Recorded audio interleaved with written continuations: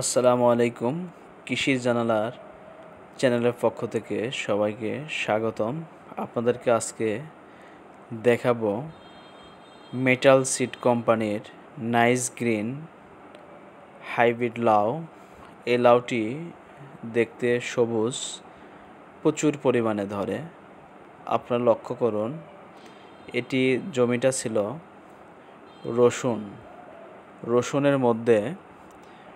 রসুন ওঠানোর 1 মাস আগেই জমির মধ্যে নাইস গ্রিন হাইব্রিড লাউয়ের বীজ বপন করা হয়। পরবর্তীতে রসুন তোলার পরে এখানে কিছু পানি সেচ দেওয়া হয় এবং জমি পরিষ্কার করার পরে জমির বর্তমান অবস্থা আপনারা দেখতে পাচ্ছেন। প্রচুর পরিমাণ এই লাউটি ধরে থাকে।